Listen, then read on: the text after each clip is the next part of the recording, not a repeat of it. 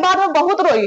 लेकिन ये है ना कि कोई सामने वाला मेहनत करता है तो अगर कोई कह देना कि तुम ये नहीं कर पाओगे तो कितना क्रोध आता है। वहाँ पर सब तुम लोग हो, हम यही दुआ करते हैं। अच्छा लग रहा है। सबको सेट मिला होगा अपना अपना, उस सेट के क्वेश्चन शॉर्टकट में अपनी प्रैक्टिस सेट के जो क्वेश्चन है उसकी अलग कॉपी बनाओ, उसके शॉर्ट शॉर्ट क्वेश्चन। सब लोग हमें पहचानते होंगे ना, कुछ बच्चे पीछे जो पहली बार मिले होंगे ना, तो हम भी यही अपनी कोचिंग यहीं से स्टार्ट करे थे। और सबसे पहले एक ही सर मिले थे जो पढ़ाने में, सबसे पहले कोचिंग करी थी राहुल सर से। और यहाँ सबसे ऊपर अपने अपने बिल्डिंग ऊपर है ना, इस बगल वाली बिल्डिंग है ना उससे ऊपर, तो वहां केवल 3 बच्चे आते थे, ओनली 3 बच्चे। लड़कियों में सबसे पहले मैं थी और 2 बच्चे और थे, जो कि एक उधर से ही दोनों बच्चे थे, मेरे साइड से ही दोनों बच्चे थे। 3 लोगों से कोचिंग स्टार्ट हुई थी। पहले सर ने ही पढ़ाना स्टार्ट किया और 2 बच्चों से स्टार्ट किया था। कितने? 2। उसके बाद मैं आई, एक लड़की। उसके बाद लड़कों में आए कम से कम 8-9 लड़के, और अकेले मैं पढ़ती थी। फिर एक लड़की और आई जो आपके साथ थी, अभी तक आज नहीं दिख रही मुझे, उनकी बहन है, वो आई, वो भी पढ़ी साथ में। तो हम दोनों ने साथ में ही कोचिंग स्टार्ट किया था, और थोड़े से स्टार्ट किया। फिर मेरे साथ आई एक लड़की और जिसका नाम था अंकिता, पता होगा, कुछ लोगों ने देखा होगा। तो तुम लोग भी अभी कभी सोचते होंगे ना कि अरे इसके नंबर तो ज्यादा आए, मेरे नंबर कम आए, इसके नंबर ज्यादा आए तो इसका तो हो जाएगा, मेरा कहाँ हो पाएगा क्योंकि मेरे नंबर तो कम आते हैं। सोचते होंगे ना, इसके तो आ गए 80, मेरे तो 45 आए, कहाँ मैं इसका मुकाबला कर पाऊंगा या कर पाऊंगी, है ना, सोचते होंगे। तो वो भी स्टार्टिंग में टेस्ट हुआ तो उस टेस्ट में तो नंबर ठीक आए। फिर उसके बाद दोबारा टेस्ट हुआ जिसमें लगातार सारे टेस्ट में एक लड़की टॉप करती थी, जिसका नाम था अंकिता, लड़कों को भी क्रॉस करती थी। सोचो, वहां से स्टार्ट किया। और तुम लोगों की भी मैथ की प्रॉब्लम है ना, मुझे भी मैथ की प्रॉब्लम थी। एक रत्ती भर के सवाल नहीं रखते, एक क्वेश्चन भी नहीं लगता था मेरा मैथ का, एक भी क्वेश्चन नहीं लगता था मैथ का। और जीएस जो सर बताते थे वो तो उतना मैं पढ़ लेती थी। तुम लोग मोबाइल में पढ़ते हो, हम लोग कभी मोबाइल में ध्यान नहीं दी, मोबाइल से कभी पढ़ाई नहीं की।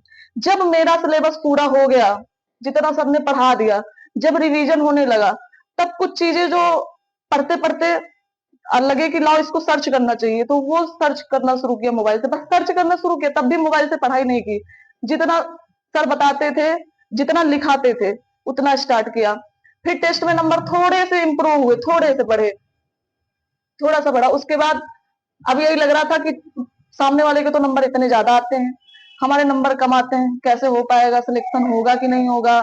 देख के क्या क्या यहाँ आके आने के बाद अब क्या सक्सेस हो पाएंगे कि नहीं हो पाएंगे, इतनी मुश्किलें। घर में भी सारा काम करना पड़ता, मतलब मम्मी पापा सपोर्ट करते हैं, लेकिन काम तो सबके घर में रहता है ना, कोई बैठ के तो इतना तो कोई नहीं, मतलब माता पिता भी नहीं कर पाते हैं कि बच्चे को बैठ के सब चीज दे दे आके, है ना। सबके घर में मुसीबतें होती हैं, कुछ ना कुछ प्रॉब्लम सबके घर में चल रही होती है ना।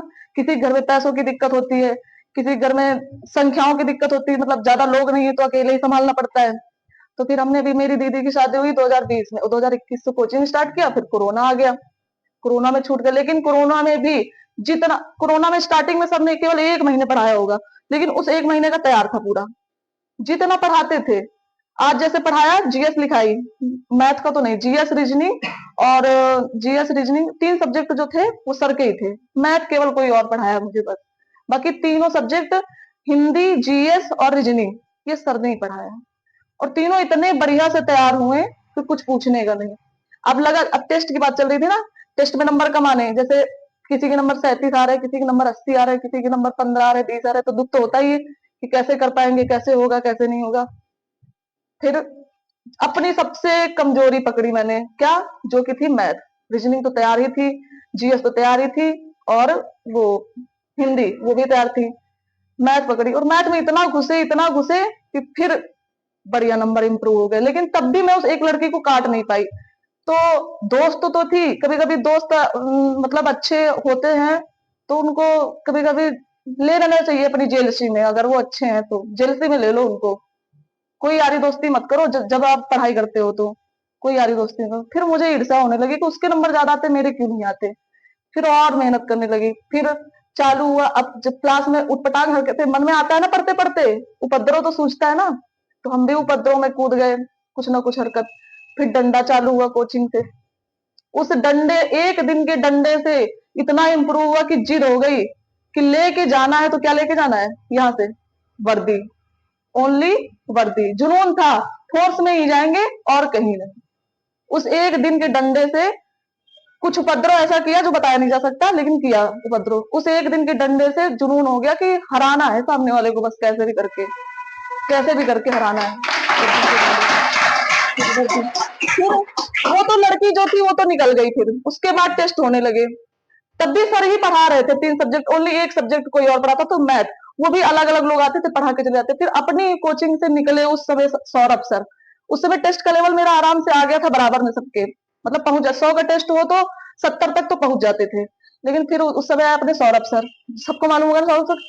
वो निकले तो मुझे लगा सर अरे ये निकल सकते हैं, ये तो यहीं के पढ़े हैं, यहीं के रहने वाले, यहीं के सब, ये निकल सकते हैं तो हम क्यों नहीं निकल सकते भाई। हम, इनने क्या कर दिया, क्या इनने कुछ और पढ़ा होगा, यही तो पढ़ा होगा। फिर पूछा, वो भी मोबाइल मोबाइल फोन का, इस सब चीजों को यूज नहीं करते सर। फिर इंस्टा चलाते होंगे सब लोग, मैं भी चलाती हूँ, लेकिन जिस वक्त पढ़ती थी इंस्टा आईडी बिल्कुल बंद। मोबाइल के रिचार्ज अधिकतर बंद रहते थे, जब इनकमिंग बंद हो जाए तो चालू करवा के या फिर जियो कोड करा के काम चल जाता था ऐसे। तो ऐसी बात नहीं है कि शौक नहीं पूरे करे, शौक पूरे करें, लेकिन साइड में रख के। ठीक, जब जितने दिन की जरूरत थी जिस चीज की उसको किया। फिर सौरभ सर को देखा कि सौरभ सर सक्सेस हुए, और यही मेरे बगल के मेरे दीदी के साथ पढ़ने वाले, और यही सरकारी स्कूलों में पढ़ाई करी, कहीं और पढ़ाई भी नहीं करी प्राइवेट प्राइवेट में। तो सेम मेरा भी फंडा था, मेरे भी घर वालों ने प्राइमरी से लेकर सरकारी तक पढ़ाया, मुझे प्राइवेट स्कूल में कभी नहीं भेजा। तो मैंने देखा, मैंने कहा सेम सिचुएशन लग रही है, हम भी सक्सेस हो सकते हैं अगर सामने वाला हो सकता है तो। फिर सौरभ सर ने मैथ स्टार्ट करी पढ़ाना, उनका लिया। जितना अपनी कोचिंग में जितने सर आए उनका ही लेके गए, मैं किसी और पे बिल्कुल ध्यान नहीं दी। कोचिंग भी चेंज हुई, कोचिंग भी चेंज हुई, जहां सर गए पीछे पीछे चलते गए हम भी। और अगर मैं वहां भटकती, मेरे से पहले आए थे, मैं बताया 2 बच्चे आए थे, फिर 10 बच्चे आए थे। वो 2 बच्चे इतने तेज से मेरे थे कि उनके भी टेस्ट में नंबर जो थे वो मेरे से बहुत ज्यादा आते थे, लेकिन वो आज भी यहीं खड़े हैं जैसे तुम लोग सिविल में। लेकिन आज हम यहाँ हैं क्योंकि इनके पीछे थे, हम सर के पीछे हैं। और इनकी मेहनत, यकीन करोगे आप, अगर कभी भी भटकोगे नहीं, अब कहीं भी भटकोगे नहीं, लेकिन एक चीज, रेगुलरिटी मेरी पूरी थी। शायद ही कोई काम रहे तो नहीं, लेकिन रेगुलरिटी मेरी पूरी रहती थी 110%। यहाँ पढ़ने के बाद मैं अपना करके चली जाती थी, मेरा जो जरूरत वाली चीज थी मैं यहाँ से लेके चली जाती थी बीच से ही। लेकिन मैंने रेगुलरिटी करी, डेली कोचिंग करी। कभी कभी ऐसा होता ना, आज पेपर दे दिया तो ला 2 दिन रिलैक्स कर लेते हैं, है ना, होता है। मेरे साथ में भी किए मेरे साथ वाली लड़कियां, पेपर देने के बाद 1 महीने रेस्ट, 2 महीने रेस्ट। लेकिन आज वो भी यही है और हम कहाँ हैं, देख सकते हो। इसलिए एक भी दिन कोचिंग मिस करना आपके लिए बहुत नुकसानदायक है, बहुत ज्यादा। और घर की मुसीबतें सुनोगे तो तुमको हैरान हो जाएगा कि मतलब खुद से पढ़ती थी मैं, जब से इंटर किया कोचिंग पढ़ाया बच्चों को, ट्यूशन ट्यूशन पढ़ा के अपनी फीस जमा करती थी। और ऐसी बात नहीं कि बच्चे घर पे ही पढ़ने आते थे। मेरी बहन बैठी है, पूछ सकते हैं, मेरे आसपास वाले भी हैं, पूछ सकते हो। कौन सा है यहाँ से 2 किलोमीटर से ज्यादा, मेरे घर से 2 किलोमीटर से ज्यादा। कभी कभी साइकिल मौजूदा पे नहीं होती थी तो मैं पैदल पढ़ाने जाती थी, 2 किलोमीटर नहीं होती थी तो।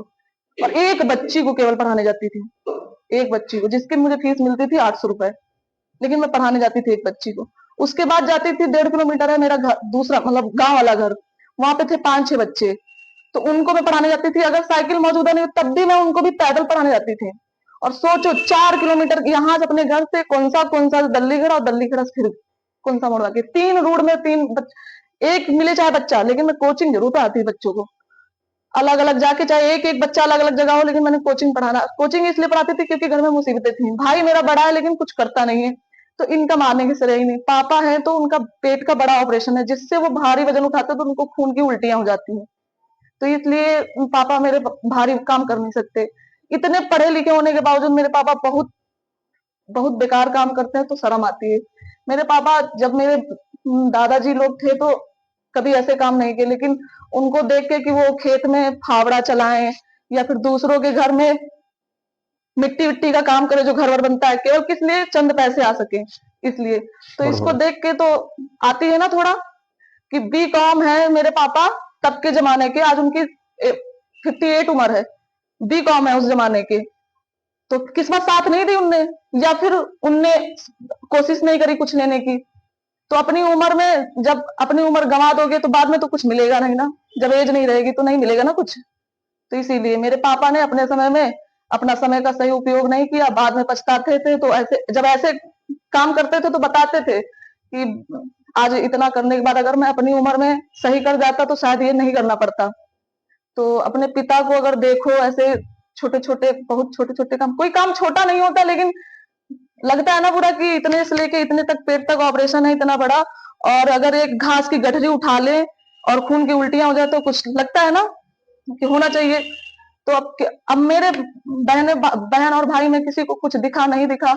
और एक चीज और, किसी को अगर कभी सोचो कि कोई जिद हो किसी को पाने की या कोई चीज की पाने की हो, तो फिर उसमें कितनी भी मुसीबतें आए कोई मायने नहीं रखती।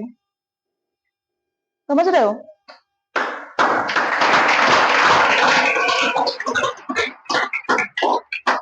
तो इसलिए कभी कोई मुसीबत मत रखो अपने पढ़ाई के बीच में, कभी भी कोई मुसीबत मत रखो, कभी भी नहीं। कभी तुम्हारे मम्मी पापा ही तुमसे कह देंगे तुम कुछ नहीं कर पाओगी, तुमसे बड़े भी करके चले गए। जैसे मेरे पापा ने जब स्टार्टिंग में यहाँ कोचिंग पढ़ने आई, फीस मांगा तो पापा ने यही कहा, 2 पढ़ चुके हैं, कंपटीशन कुछ नहीं कर पाए, तुम भी कुछ नहीं कर पाओगी। मैंने कहा पापा आज के बाद अब फीस मत देना, लेकिन आज के बाद ऐसा मत कहना।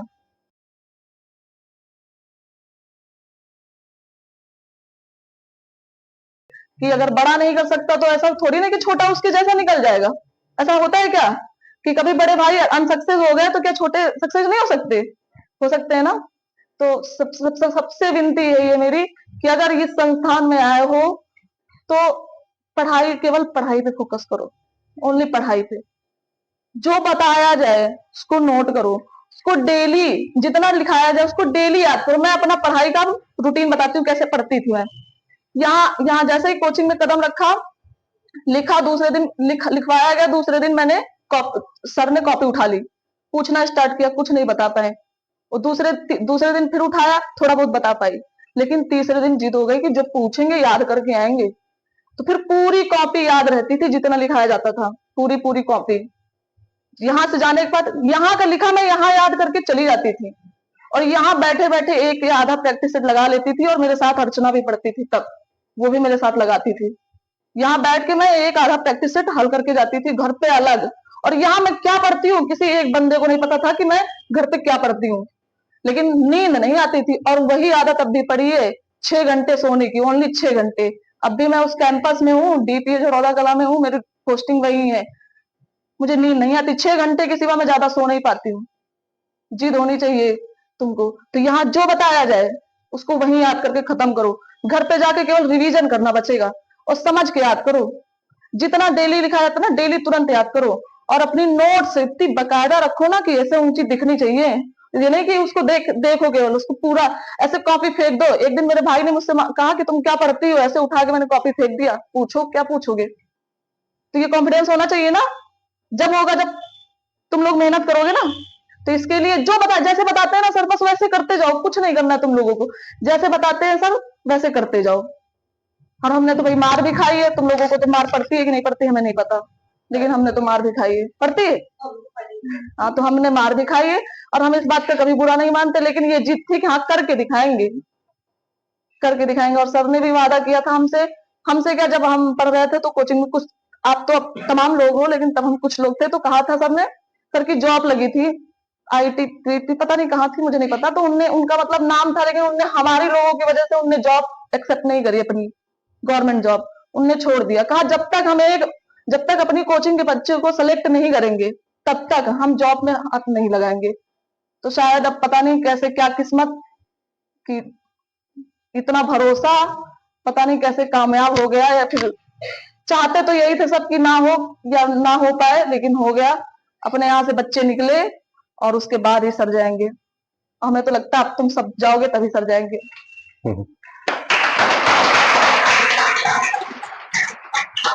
पढ़ाई का यही रूटीन है भैया कि जैसे प्रैक्टिस सेट आज हुआ, मैं बता रही थी पीछे बच्चों को, जैसे प्रैक्टिस सेट का आज हुआ, सबको सेट मिला होगा अपना अपना।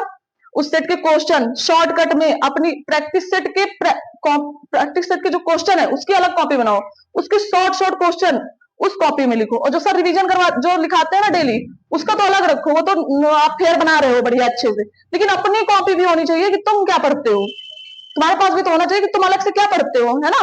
तो इसके लिए जो टेस्ट हो, जो घर पे टेस्ट लगाओ, जो अलग से क्वेश्चन मिले, यहाँ बैठ के एक दूसरे से जो क्वेश्चन पुटअप करो, उसमें जो तुमको क्वेश्चन मिले उनको भी अपनी कौन सी एक अलग कॉपी बनाओ, उस पे लिखो। और जरूरी नहीं कि बढ़िया दूर दूर बढ़िया सजा सजा के लिखो, साफ साफ लिखो और उसी में लिखो।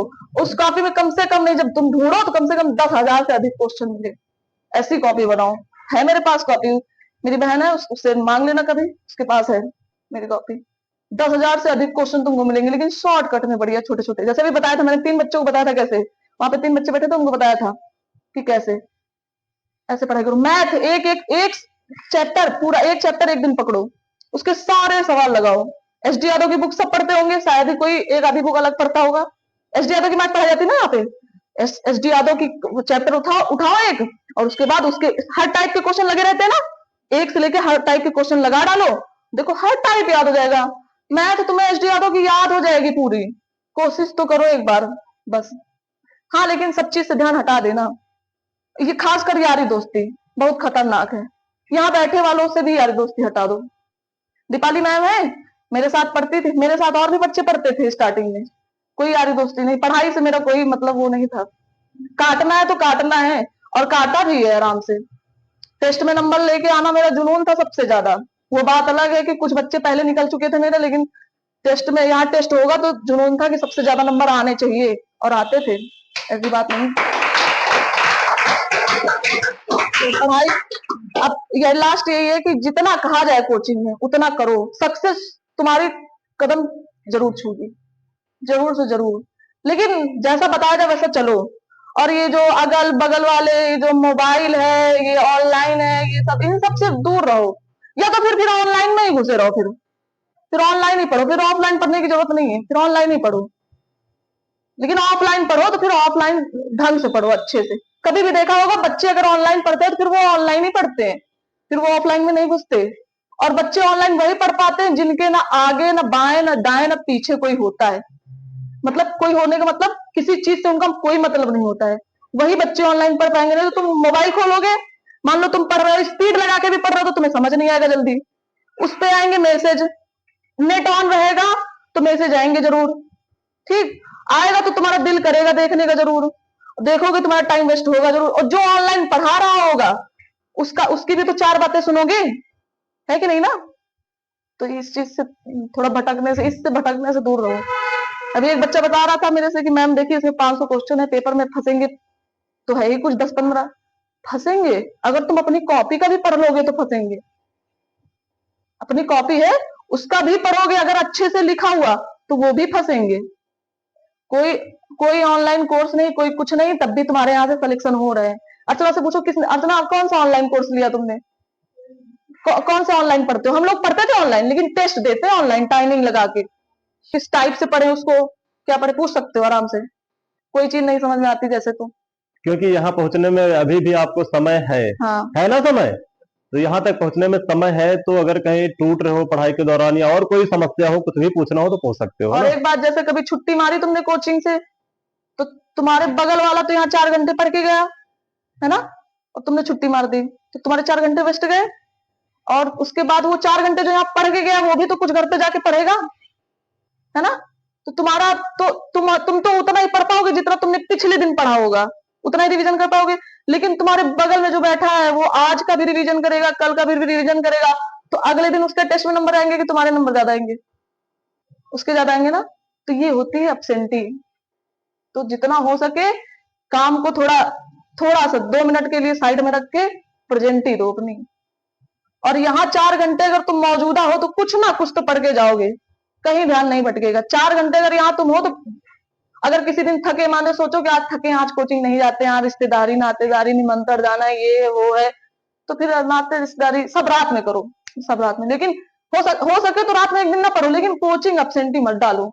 लेकिन कोचिंग में जो एक दिन पढ़ाया, सोचो एक बार की बात बताती हूँ, टेस्ट में नंबर चैलेंज किया हम लोगों ने, जैसे यहाँ पे तुम लोगों को तोहफे मिल रहे हैं ना, हमें भी तोहफे मिलते थे, हमारी भी बहुत सारी स्क्रीनशॉट पड़ी है जिनकी फोटो मतलब आती थी ग्रुप में। तो हम लोगों ने लगाया कि आपकी बार टेस्ट नंबर किसके ज्यादा आते हैं, तो कहीं एक दिन मेरी एब्सेंटी हो गई होगी, उसमें सामने वाले के नंबर ज्यादा इसलिए आ गए क्योंकि वो जो उस दिन पढ़ाया गया था लास्ट दिन, जैसे कल आज टेस्ट है ना, मैं कल नहीं आई थी और वो क्वेश्चन उसमें पूछा गया था, उस 1-2 नंबर से मैं पीछे हो गई थी, तो कितना बड़ा लॉस हुआ। यही होता है। और यहाँ का लास्ट दिन का पढ़ाया तुम्हारे लास्ट पेपर में भी आ सकता है, ये मत भूलना। याद हो तो हम और हर्षित और कुछ बच्चे थे मेरे साथ जो पढ़ रहे थे, तो पेट का पेपर था, उसमें सर ने लास्ट दिन ही सर ने पढ़ा रहे थे जीएस में कि वो जो वो मानक समय जो समय है वो कितना है मानक समय से अधिक 82.5 ना, तो वो 82.5 को कैसा समझा है, ऐसे ऐसे समझ लो, या फिर इसको ऐसे समझ लो 82.5 को ऐसे, उसने ऐसे कुछ दिया था, ऐसे ऐसे दिया था, तो ये आंसर उसने सही लगाया। क्या ये सही है? तो उसको लेकिन वो लिखा नहीं था तो उसको समझ में नहीं आया। अब तुम सोचो, तुम मोबाइल से पढ़ रहे हो, सुनते हुए जा रहे हो, लेकिन उस यहाँ जो सर पढ़ाएंगे वो बोर्ड पे तो भी कुछ लिखेंगे, और ये लिखने का ही अंतर था बस। उसके पेट में नंबर मेरे से कम, और जबकि टेस्ट में नंबर वो टॉप मारता था, मेरे से ज्यादा नंबर आते थे उसके। तो ये होती प्रेजेंटिंग मतलब, तो अपनी प्रेजेंटिंग 100% रखो कोचिंग में। काम है, पापा मम्मी से काम है, तो मैंने भी गेहूं काटे, मैंने भी वो खेत के सारे काम करे। मेरी गांव की लड़की यहाँ बैठी है, उनसे पूछ सकते हो, कोई बहुत बड़ी बड़ी नहीं मार रही हूँ, सारे काम किए, सारे काम, हर काम, पानी से लगाने से जो खेत के कोण गोड़ने वाले होते हैं वो भी हर एक काम किया है बच्चे, लेकिन कब किया है? कोचिंग से हटने के बाद, समय मिलने के बाद, क्योंकि पापा की हालत ठीक नहीं रहती, तो हमारे पापा के एक ही लड़का है, तो वो लड़का साथ दे रहे थे, लेकिन हमारे पापा की 3 बेटियां, 3 बेटियां में से कोई ना कोई उनके साथ रहता जरूर है काम करवाने में। वो बात अलग है कि अब छोटी है वो, तो अकेले है अब इस समय घर में, तो वो केवल घर ही देखती, वो भी है अभी अभी भी तनु पढ़ रही है यहाँ कोचिंग में ना, तो उसको भी पूरा घर का काम करके आना पड़ता है। मेरे मम्मी पापा की एक आदत है, अगर पढ़ना है तो काम करना पड़ेगा, अगर काम करोगे तो भटकोगे नहीं इधर उधर, पढ़ाई केवल पढ़ाई पढ़ाई किसी से नहीं होती। जिसके पास मुसीबतें हैं 110% वो सक्सेस ना होना तो गारंटी है उसकी। जिसके पास मुसीबतें हैं, तो एहसान मानो कि तुम्हारे पास मुसीबतें भगवान ने दे रखी हैं। मैं तो शुक्रगुजार हूँ कि मेरे फादर ऐसे थे और मेरी ऐसी हालत थी, तो आज मैं यहाँ पे हूँ। नहीं तो मेरे पास सुख होता तो मैं सुख की कामना क्यों करती है ना, दुख होता तभी सुख की कामना की जाती है ना। तो इसलिए दुख है, शुक्रगुजार मानो कि आज हमारे पास दुख है, उस दुख की वजह से तुम पहुंचोगे आगे, बहुत आगे। मैं तो बहुत शुक्रगुजार हूँ कि अगर मुझे उस समय कष्ट न मिले होते तो आज मैं इस समय खुश ना होती। आज जो मन होता है तो करती हूँ। भाई भी दिखा दो फोन में, कभी भी भाई से मेरी बात नहीं होती, आज भाई ने अपने पूरे महीने के खर्च की लिस्ट भेजी मेरे पास, इतना अच्छा लगा मुझे, और उसने कहा 1000 रुपए भेज दो रुचि। सोचो, अब तो मेरा नाम भी नहीं लिया जाता है, मेरा नाम नहीं लेता कोई, मम्मी बाबू बिटिया, पापा बेटा, भाई इतना बड़ा है 28 साल का है, मैं कहीं 22 साल की, नाम नहीं लेते मेरा कोई। सोचो कितना डिफरेंट। वही भाई है जिससे कभी बनती नहीं थी, पढ़ाई के चक्कर में कभी बनती नहीं थी, लड़ाई झगड़ा हमेशा, सब बहुत कम ही है जो लोग नाम लेते हो। अभी बाहर निकली, अभी की बात बताई, अभी आई तो ऑटो के सामने एक किराना की दुकान है ना, किराना की दुकान है जो मुस्लिम है, दारिद थी, उनने बुलाया, बढ़िया कहा बच्चे बैठो, फिर जाने लगे। हमने कहा सर कोचिंग जाना है, हमारे सर इंतजार कर रहे होंगे। अरे कहा बच्चे अब तुम भर्ती हो गए हो तो क्या बैठोगे नहीं, ये है वो, बढ़िया चेयर वेयर डाली, बढ़िया बैठाया। क्या तुमको कोई बैठाता है? तो सोच लो, ये इज्जत होती है। तो अपनी अगर इज्जत बढ़ानी है तो भाई इस समय मेहनत करो, इस समय मेहनत करो। फिर उसके बगल में गई और कॉस्मेटिक की दुकान, फिर वहां उनने बुलाया, उनने बैठाया। मैंने कहा भैया मास्क, मैंने कहा मास्क दे दो, फिर मास्क लगाया, फिर चली आई सीधा, नहीं तो 4 लोग और बैठाते, बैठाते कि नहीं बैठाते। तो इसलिए मास्क लगाया, फिर मास्क लगा के यहाँ खड़ी हो, तो मेरे कोचिंग के भी नहीं पहचानता है मुझे। सोचो वो बच्चा है ना कौन सा, हाँ क्या नाम है, सचिन, सचिन के बगल में खड़ी हो गई और पूछी। अब मैंने अपनी वॉइस भी निकाली, हो सकता वॉइस से पहचान जाए, लेकिन वो वॉइस से भी नहीं पहचान पाया, फिर अपना करने लगा। हो सकता है उसका टेस्ट में ध्यान रहा हो, मैं मान सकती हूँ, लेकिन नजर तो मारी थी ना। फिर सर भी थोड़ा चौकन्ना हुए लेकिन पहचान लिए। तो ये होती है अपनी पहचान। और बहुत सारी खुशखबरियां होने वाली है, ठीक है, वो अभी भी रोक कर रखी गई है और जल्द ही आप लोगों के लिए बहुत सारी खुशखबरियां, ठीक है, और कई व्यवस्थाएं और भी आपके संस्थान में होने जा रही है जल्दी, ठीक है ना। तो वो सरप्राइज होगा सबके लिए, उसके लिए काम चल रहा है लगातार, ठीक। और किसी को कोई समस्या? ठीक है। तो हम चाहेंगे कि जो हमारे तीनों बच्चे हैं, बच्चियां हैं ना, ये लोग आए, और जो फिजिकल क्वालिफाई करके आई हैं उनके उनके ऊपर भी ये वर्दी जल्दी चढ़ने वाली है ना। हाँ, तो वो लोग भी आगे आ जाए। आ जाओ बेटा, आ जाओ सब लोग। तो उनके लिए कुछ अंशिका। मीठा, बाकी सबके लिए कड़ुआ। सही है ना। तो इन बच्चों को बहुत बहुत बधाई, क्योंकि ये बच्चे जल्द ही आपको वर्दी में नजर आएंगे। आएंगे कि नहीं आएंगे? कितने रुपए के कितने में, लेकिन यहाँ खड़े होने के खाने की चलो बात ही लीजिए। अलग है। तो कौन कौन आना चाहता है यहाँ? ऐसे नहीं आएंगे लेके, पहले आप मेहनत करो हो सकते जो, उसके बाद लीजिए, कोई दिक्कत कोई बात नहीं, दोनों डबल लड्डू खाइए। खाओ, इनके बनते ना दोनों लड्डू। सर जी खाइए आप। अरे नहीं, आप अरे सर जी खाइए। हम खा लेंगे बाद में। सर जी खाइए।